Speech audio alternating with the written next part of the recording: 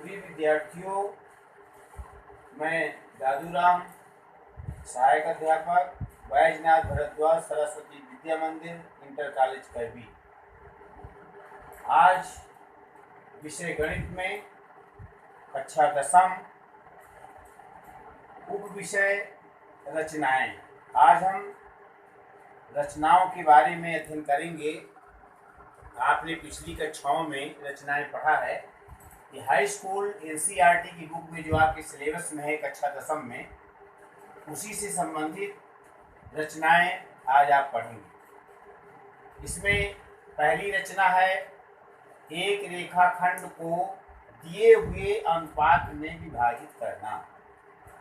इसके पहले आपने तमाम ऐसे प्रश्न पढ़ चुके हैं कि एक दिए हुए रेखाखंड को 2 समान भागों में विभाजित करना, 3 समान भागों में विभाजित करना, 4 समान भागों में विभाजित करना। इस प्रकार के आप अनेक प्रश्न पहले हल कर चुके हैं हाई स्कूल में। अब आप थोड़ा सा उससे हट करके कुछ थोड़ा अलग प्रश्न रहेगा कि एक रेखाखंड दिया होगा और उस रेखाखंड को विभाजित करने का निश्चित अनुपात दिया होगा, उस रचना को आपको करना है। देखिए, एक प्रश्न है एक रेखाखंड को दिए हुए अनुपात में विभाजित करना। ये आपकी पहली रचना है। तो इसमें हमें कोई ना कोई माप लेनी होगी। परीक्षा में रेखाखंड की माप दी होगी और उसका एक निश्चित अनुपात दिया होगा। तो देखिए, एक एग्जाम्पल लेकर के चलते हैं। पहला प्रश्न लेकर के चलते हैं। आपकी बुक का ही पहला प्रश्न है। 7.6 सेंटीमीटर लंबा एक रेखाखंड खींचना और इसे 5:8 अनुपात में विभाजित करना और दोनों भागों को मापना। दोनों भागों को मापने का मतलब ये है कि जब दोनों भागों को आप मापेंगे तो 5:8 में जब विभाजित करेंगे तो दोनों भागों को नापने पर 7.6 सेंटीमीटर योगफल यदि आपका आता है, तो इस रेखाखंड का आपका जो विभाजन है 5:8 के रूप में, वो अनुपात आपका ठीक आएगा। तो देखिए, ज्ञात है, हम लिखते हैं रचना में कुछ प्रमुख बिंदु है जिनको हमें लिखना पड़ता है। ज्ञात है जो हमें 7.6 सेंटीमीटर आप देख रहे हैं यहाँ, उसको मान लेते हैं कोई बिंदु। माना रेखाखंड ए बी 7.6 सेंटीमीटर का एक दिया हुआ रेखाखंड है। रचना क्या करनी है? रेखाखंड ए बी को 5:8 अनुपात में विभाजित करना। ये प्रश्न आपको ठीक समझ में आ गया होगा। अब देखिए, मैं यहाँ पर आपको रचना बता रहा हूँ कैसे करना। 7.6 सेंटीमीटर ये आपका एक जो रेखाखंड दिया गया है, इस 7.6 सेंटीमीटर का एक रेखाखंड ए बी ये आपको खींच देना है। ठीक है, बात समझ में आ गई होगी। 7.6 का एक रेखाखंड हमने खींच दिया और इसका नाम लिख दिया हमने क्या, ए बी। अब क्या करना? 7.6 सेंटीमीटर रेखाखंड खींचने के पश्चात बिंदु ए से एक न्यून कोण बनाती हुई एक रेखा खींचना है। एक न्यून कोण बनाती हुई इस प्रकार से आगे आप इसको बढ़ा देंगे। ये बिना नाप की एक रेखा जो है आपको खींच देना है। माना ये आपकी ए एक्स रेखा है। इस प्रकार से एक रेखा आपने न्यून कोण बनाती हुई एक रेखा खींच दिया। अब इसका अनुपातिक योग हमें देख लेना है। इसका अनुपातिक योग कर लेना। जो अनुपात दिया गया है तो इसका अनुपातिक योग निकालना। अनुपातिक योग बराबर जब देखेंगे 5:8 को 5-8 बराबर क्या आ जाएगा? 13। ठीक है, बात समझ में आ गई। जो ये 13 आ गया, इस योग फल को क्या करना? ए प्रकार रखना यहाँ पर और ए से इसमें 13 समान चाप लगाना। कोई भी चाप आप ले सकते हैं, लेकिन उचित समान चाप के लिए आपको पहले से देख लेना है कि बहुत बड़े चाप ना हो जाए, ताकि हमारी रचना हमारी कॉपी पर भी आ जाए। एक समान रूप से आपको समझ में आ जाएगा जब आप खींचेंगे। यहाँ से ए से एक कोई भी चाप लेना और वो समान चाप 13 चाप इसमें लगाना। यहाँ से जैसे हमने लगाया 1 2 3 4 5 6 7 8 9, 10, 11, 12, 13। इस प्रकार से आपने क्या किया, आपने 13 जो है ये समान चाप AX में लगाया। इसके बाद इन बिंदुओं को मान लेना है आपको A1, माना ये आपको हो गया A2, A3, A4, A5, A6, A7, A8, A9, A10, A11, A12 और A13। कितने चाप हो गए, ये चाप हमारे हो गए 13। और फिर A13 को, अंतिम चाप को AB का जो ये अंत बिंदु B है, इससे हमें क्या करना, मिलाना। तो हमने इसको B से क्या किया, B से इसको मिला दिया। ये बात आपको समझ में आ गई होगी। अंतिम चाप जो हमारा A13 है, इसको हमने जो रेखाखंड AB खींचा था उसके बिंदु B से हमने इसको मिला दिया। अब क्या करना, आप देखते हैं कि 5:8 जो 8 का अनुपात है, तो यहाँ से देखेंगे 1, 2, 3, 4, 5, A5 देखिए लिखा है। इसीलिए हमने A1, A2, A3, A5, A13 तक लिखा है। अगर आप अंग्रेजी वर्णमाला के अक्षर ABCDEFGHIJKLMN मानते तो उसमें आपको फिर गिनना पड़ता कि 13 बिंदु पूरे हुए कि नहीं। इसलिए हम अपनी सुविधानुसार X1, X2, X3 इस प्रकार से कोई भी जो है हम जो है बिंदु इसके ले सकते हैं। बिंदु पर कोई प्रतिबंध नहीं है, लेकिन अगर ये अंक डालेंगे तो आपको सुविधा ये रहेगी कि जो अनुपात है आपको बांटने में, गिनने में बार बार आपको दिक्कत नहीं होगी। तो देखिए इसमें 5 बिंदु इधर हो गए और 1, 2, 3, 4, 5, 6, 7, 8 बिंदु इधर हो गए। तो 5:8 में विभक्त करना। अब इसको कैसे 5:8 में विभक्त करना, इसका कोई पॉइंट यहाँ पर आप कैसे ले सकते हैं। तो क्या करना, A13 में प्रकार रखना, इस प्रकार से उल्टा ये प्रकार रखना, और एक इसमें आपकी A13B में एक हमारे क्या करना है, चाप लगाना। तो यहाँ से इस पर आप उल्टा रख करके एक चाप लगाएंगे और इस चाप को आपको क्या करना, काट लेना। इसमें हमने चाप लगाया और चाप लगाने के पश्चात हमने इसको जो है यहाँ से इस बिंदु से ऐसे काट लिया, चाप को नाप लिया। तो अब A13B के समांतर A5 से, क्योंकि इधर 5:8 लेना है, तो इसके समांतर हम रेखा खींचेंगे। A13 के समांतर A5 से एक हम समांतर रेखा खींचने जा रहे हैं। तो जो चाप हमने A13 से इसमें लगाया था A13B में, तो वही हम A5 से इस प्रकार से एक हम क्या करेंगे, एक हम चाप लगाएंगे। A5 से लेकर के ऐसे रखेंगे और इस प्रकार से हम क्या करेंगे, एक चाप हम इसमें जो है लगाएंगे। तो जब ये चाप हम इसमें लगाएंगे, ध्यान देंगे, ये चाप हम ऐसे लगाएंगे और चाप लगाने के बाद इसको हम नाप लेंगे कि ये चाप हमारा कितना है। तो फिर इस बिंदु से जो है ऐसे हम जो है उतने ही नाप का एक चाप जो है लगा देंगे। बात समझ में आ रही है। जहां पर ये चाप काटेगा, ये A13B के समांतर A5 से हम खींच रहे हैं, वो A5 से लेकर के इस रेखा को आगे तक क्या कर देंगे, इस प्रकार से आगे हम इसको बढ़ा देंगे। तो ये जब बढ़ा देंगे, इस बिंदु का नाम रख लेंगे, मान लीजिए C रख लिया। तो ये A5C जो है हमारा A13B समांतर A5C खींचा। ये हम इसके समांतर जब रेखा खींचेंगे, तो इस रेखा के समांतर खींचने पर यहाँ पर ये जो पॉइंट हमें बिंदु C मिलेगा, यहाँ पर माना ये AB को किस बिंदु पर काटता है, A5 को आगे तक जो है यहाँ से बढ़ाया, जो चाप आपने काटा था, तो ये बिंदु किस पर काटता है, C पर काटता है। इस प्रकार से हमने A5C को मिलाया। A13B पैरेलल A5C हमने खींचा। ये हमने आपको इसलिए बता दिया कि रचना के चरण में ये आपको लिखना पड़ेगा। जब रचना आपकी बन जाएगी तो रचना के चरण में आपको कोई प्रॉब्लम नहीं होगी। इस प्रकार जब देखते हैं कि जो AC हमारा ये भाग है, AB का जो AC भाग है, इसको नाप लेंगे और BC भाग को नाप लेंगे, तो ये हमारा 7.6 के बराबर आना चाहिए। तो पढ़ाते समय मुझे ध्यान है, आप जब नापेंगे पटरी से अपना जो है, तो ध्यान दीजिएगा आपकी नाप भी संभवतः यही लगभग आएगी। जब आप नापेंगे तो AC बराबर 2.9 cm और BC बराबर 4.7 cm।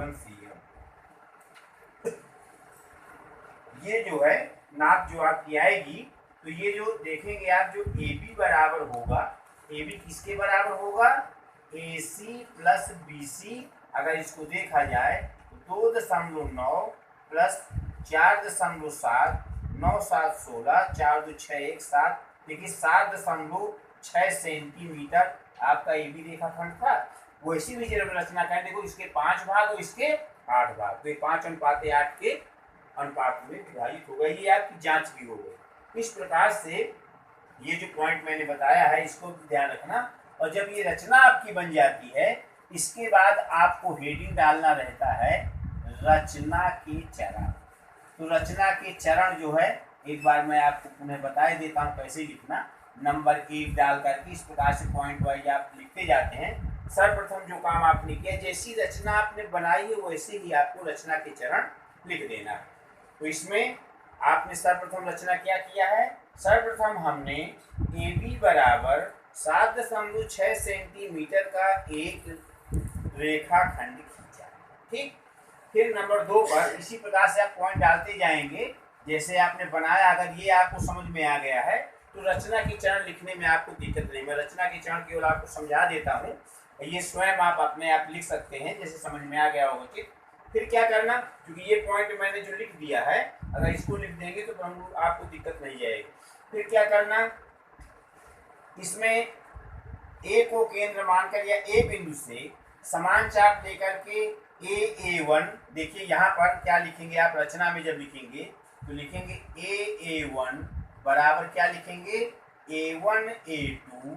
ये लिखेंगे A1 बराबर A1 A2 बराबर क्या लिखेंगे, A2 A3। इस प्रकार से ये लिखते चले जाएंगे। कहाँ तक लिखेंगे, A13 तक, A12 A13 चाप लगाए। ये इस प्रकार से आप जो है सारे बिंदुओं को इस प्रकार से दर्शाते हुए आप इनको लिख देंगे। आगे इससे बढ़ाते जाएंगे। बात समझ में आ रही ना। A3 A4 बराबर, बराबर का चिन्ह लगा है, अर्थात A1 जितना है उतना A1 A2, उतना A1 A2 A3, A3 A4, A4 A5, A5 A6। इस प्रकार से लिखते हुए जब आप आगे तक जाएंगे तो लास्ट में क्या होगा, A12 A13 अर्थात A12 A13। इस प्रकार से हमने चाप खींचा। बात समझ में आ गई। इसके बाद फिर क्या किया, ये नंबर 2 पर है आपका। आगे भी इस प्रकार से पॉइंट आउट आपको करते जाना है, पॉइंट इसमें डालते जाना। अब इसके बाद तीसरे पे क्या करना, A13 से B को मिलाया। इसमें तीसरे चरण में आप लिख देंगे A13 से B को मिलाया। फिर अगला चरण जो आपका जाएगा, चौथा चरण, ये आप पॉइंट अपने आप बना सकते हैं ताकि रचना लिखने में आपको कोई परेशानी ना हो। ये पॉइंट आपको अलग अलग लिखने में नहीं, जब आप एक साथ लिखेंगे तो ये पूरा एक साथ लिखने में आपको जो है रचना के चरण अलग अलग देखने में और पढ़ने में भी, अध्यापक की जब आप परीक्षा में लिखते हैं तो उसमें भी परेशानी होती है और आपको लिखने में ऐसे आपको सुविधा रहती है। इसके बाद क्या करना आगे आपको, इसमें A13B के समांतर A5C जो है समांतर रेखा खींचना। समांतर रेखा खींचने के लिए मैंने बताया है कि A13 में रख करके एक चाप लगाया, यहाँ पर एक चाप लगाया, ये कोण जितने अंश का बना वही चाप हमने A5 में रख करके बनाया। एक यहाँ से लेकर के चाप नाप लिया, कितना काट लिया, वही चाप हमने यहाँ से लेकर के काट लिया। जहाँ पे चाप काटता है उस A5 से आगे मिलाते हुए बढ़ाया। तो ये A13B समांतर A5C हमने जो है खींचा। जब ये बिंदु AB पर जो बिंदु हमें C मिल गया, ये जो C बिंदु मिला हुआ है, ये AB के दो भाग हो गए, AC और BC। AC को नापा तो 2.9 सेंटीमीटर और BC को नापा तो 4.7 सेंटीमीटर। इस प्रकार से इसका योग करते हैं तो 7.6 को हमने 5:8 के अनुपात में विभक्त किया। ये रचना आपको समझ में आ गई होगी ठीक से। तो इस प्रकार की कोई भी प्रश्न आपके सामने आते हैं तो इसका यही नियम है, बिल्कुल सीधा सरल नियम है, जिसमें अनुपातिक योग करना और जितने अनुपातिक योग में आवे उतने यहाँ पर समान चाप लगाना। ठीक है, बात समझ में आ गई है। तो ये रचना के चरण आप स्वतः लिख सकते हैं, और ये हमने आपको विस्तार से एक पहली रचना के चरण भी बता दिया, उसकी रचना भी, और लिखने का तरीका भी बता दिया। ये रचना के चरण लिखने के पश्चात आपका ये प्रश्न पूरा हो जाता है। ठीक, इसके पश्चात हम एक अगला प्रश्न और लेकर के चलते हैं, जो आपके पाठ्यक्रम से सीधे संबंधित है। तो ये आपके सामने है, इसको आप ठीक से समझेंगे। अगली रचना, एक रचना जो हमने बताई, इस प्रकार के कितने भी प्रश्न आपके सामने आ जाएंगे तो आप इसको बड़ी सरलता के साथ जो है हल कर लेंगे। आपने ध्यान दिया होगा, मैंने आपको अभी विस्तार से जो बताया है। अगला प्रश्न आपको एक प्रश्न और ले रहा हूँ, इसमें जो रचना के प्रमुख आपके बिंदु हैं, कौन कौन किस किस प्रकार की रचनाएं हैं, तो एक एक प्रश्न एक एक उदाहरण उसके मैं लेकर के आपके सामने जो है यहाँ पे रख रहा हूँ। अब ये रचना 11.2, जैसे 11.1 प्रकार की रचना थी, तो ये एनसीईआरटी की बुक में जो हाई स्कूल में आपके पाठ्यक्रम में है वही मैं ले रहा हूँ। तो इसका जो है प्रश्न आप ठीक समझ लेंगे किस प्रकार के प्रश्न आएंगे। एक दिए गए स्केल गुणक के अनुसार, एक दिए गए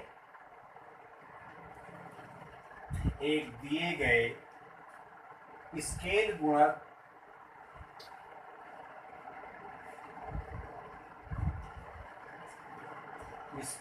गुणक के अनुसार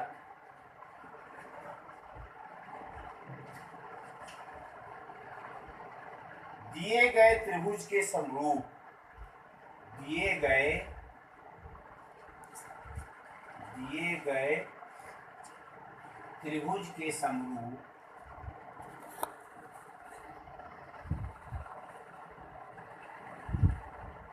दिए गए त्रिभुज के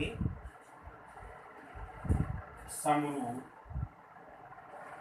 एक त्रिभुज की रचना करना, एक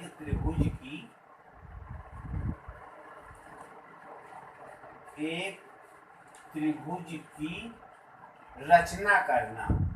ये प्रश्न ऐसे आपके आएंगे। एक त्रिभुज आपका दिया रहेगा, एक दिए गए स्केल गुणक के अनुसार दिए गए त्रिभुज के समरूप एक त्रिभुज की रचना करना। एक अन्य त्रिभुज की आप रचना करेंगे, एक त्रिभुज की नाप दी रहेगी, तो इसका भी एक एग्जाम्पल हम ले करके चलते हैं। इस प्रकार की ये जो पॉइंट मैं लिखता हूँ, ये इस प्रकार से, इसमें जो नाप नहीं दी गई है लेकिन कंडीशन आपकी ये रहेगी, तो इसका एग्जाम्पल भी मैं ले करके चलता हूँ किस प्रकार से इसको आपको हल करना है। तो एक प्रश्न है, ये आपकी एनसीईआरटी बुक का ही, 4 सेंटीमीटर। देखिए प्रश्न इसमें लिखना इसलिए जरूरी है कि आप समझ रहे होंगे, 4 सेंटीमीटर 5 सेंटीमीटर, तो ये प्रश्न आपका परीक्षा में दिया रहेगा और आपको हल करा रहा हूँ, इसलिए हल करने में भी आपको सुविधा रहेगी। प्रश्न लिख जाएगा 6 सेंटीमीटर भुजाओं वाले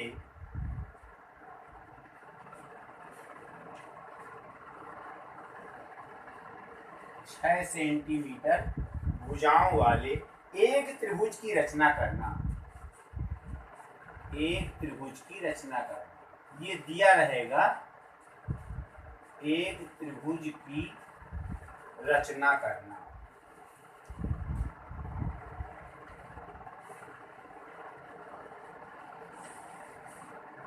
एक त्रिभुज की रचना करना और फिर इसके समरूप, और फिर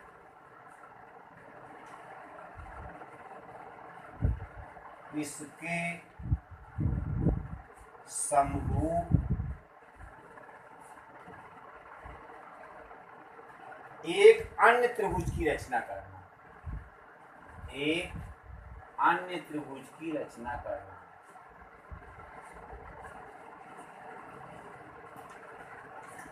एक अन्य त्रिभुज की रचना करना।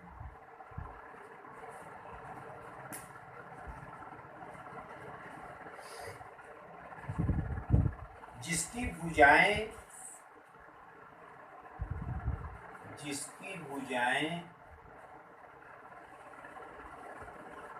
इसकी भुजाएं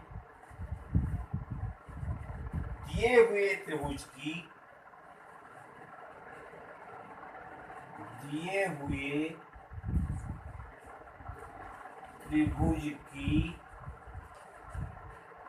हुए त्रिभुज की संगत भुजाओं की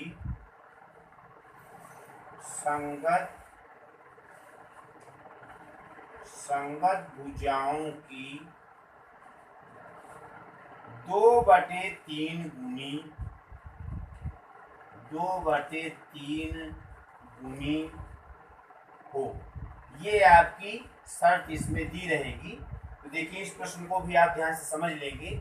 ये स्केल गुणांक आपका 2/3 दिया गया, वही है स्केल गुणांक, इसी को कहते हैं स्केल गुणक के अनुसार दिए गए त्रिभुज। तो एक देखो त्रिभुज दिया गया है, उसके समरूप एक अन्य त्रिभुज की हम रचना करने जा रहे हैं। तो इसमें ये बताने की जरूरत नहीं है ज़्यादा, इसमें ज्ञात है, जो ज्ञात है उसको आप लिख लेंगे। क्या ज्ञात है इसमें लिख लेंगे, माना त्रिभुज ABC की भुजाएं। अब देखो, तीनों भुजाओं में से आप अपने अनुसार किसी को आधार भुजा ले सकते हैं और शेषांक 2 भुजाएं। माना त्रिभुज ABC की भुजाएं, माना BC बराबर, चलिए 5 सेंटीमीटर मान ले, माना ये आधार भुजा है। और AB बराबर क्या ले ले, मान लीजिए हम इसको 4 सेंटीमीटर ले ले, कोई आवश्यक नहीं है, कोई भी भुजा आधार भुजा आप मान सकते हैं।